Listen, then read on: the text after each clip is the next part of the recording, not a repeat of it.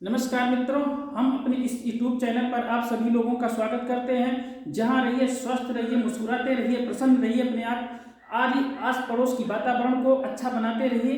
आज नवरात्र का पहला दिन है। माँ भवानी, माँ शारदा, माँ दुर्गा की कृपा आप लोगों के ऊपर सदैव बनी रहे और हमारे वीडियो का आनंद उठाते रहिए। आइए हम चलते हैं, आज गुप्तकालीन साहित्य की रचना का अध्ययन करेंगे। गुप्तकालीन साहित्यिक रचना में अगर कालिदास का वर्णन न किया जाए तो साहित्य पूरा अधूरा माना जाता है। इसलिए हम कालिदास की रचना का वर्णन सबसे पहले करेंगे। कालिदास गुप्त काल में चंद्रगुप्त विक्रमादित्य के दरबार में नवरत्नों में से एक थे। तो उनकी रचना को हम ट्रिक के माध्यम से जानकारी अर्जित करते हैं। कालिदास R.K. मेहर ने मखना से MBA किया। R.K. मेहर ने मखना पर चलते हैं। मखना का मतलब होता है महाकाव्य, खंडकाव्य, नाटक। तो इधर महाकाव्य, इधर खंडकाव्य, इधर नाटक। तो सबसे पहले महाकाव्य, तो R.K. महाकाव्य ही होगा। तो R.K. रघुवंशम, ये 19 सर्गों की कालिदास की रचना है, ये महाकाव्य है। जबकि K. कुमार संभव 17 सर्गों की रचना है, ये भी कालिदास का एक महाकाव्य है। उसके बाद बीच में खा आता है, तो ये बीच हर मेहर, ये भी खंडकाव्य है। मेघ का मतलब मेघदूत, हर का मतलब ऋतु संहार। मेघदूत कालिदास की रचना मेघदूत पहली ऐसी रचना है जिसमें शिलाओं का अध्ययन किया जाता है।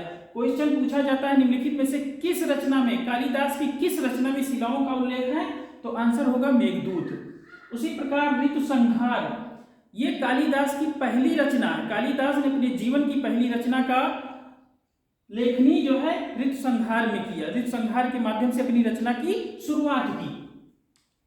उसके बाद में MBA नाटक आ गया। तो यम का मतलब मालविकाग्निमित्रम, बी का मतलब विक्रमोर्वशीयम, ए का मतलब अभिज्ञान शाकुंतलम, ये तीनों कालिदास की नाटक हैं। इनमें मालविकाग्निमित्रम कालिदास का पहला नाटक माना जाता है।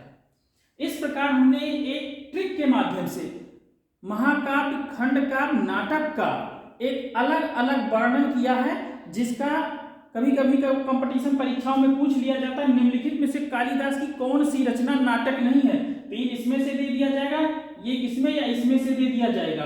तो अगर हम इस ट्रिक को ध्यान में रखेंगे तो हमको ये चीजें आसानी से समझ में आएगी, कौन सा महाकाव्य, कौन सा खंडकाव्य, कौन सा नाटक है। उसके बाद हम आते हैं विशाखा देवी मुद्रा में है। विशाखा दत्त ने 2 रचना की है, देवी चंद्रगुप्तम और मुद्रा राक्षस। मुद्रा राक्षस चंद्रगुप्त मौर्य के समय की रचना है। उसके बाद में एक और बहुत सारे रचनाकारों को एक ट्रिक के माध्यम से हमने वर्णन किया है। बात काम की नीति का विष्णु का है तंत्र अमर। बात काम की नीति का विष्णु का है तंत्र अमर। वात का मतलब होता है वात्सायन का काम सूत्र।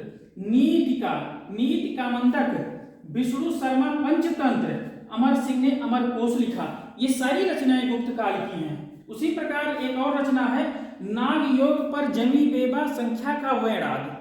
नाग योग पर जमी बेबा संख्या का वैराग, यानी नाग न्याय गौतम से संबंधित है, योग पतंजलि, जमी जैमिनी और मीमांसा से संबंधित है, बेबा वेदांत वाग्वायन से संबंधित है, संख्या यानी सांख्य का कपिल से संबंधित है, वैशेषिक राज यानी कलाद से संबंधित है। उसके बाद में एक और रचना है रवि की रात सोम। रवि यानी रवि का मतलब भारवि, भारत की रचना है किराता झूर्णियम।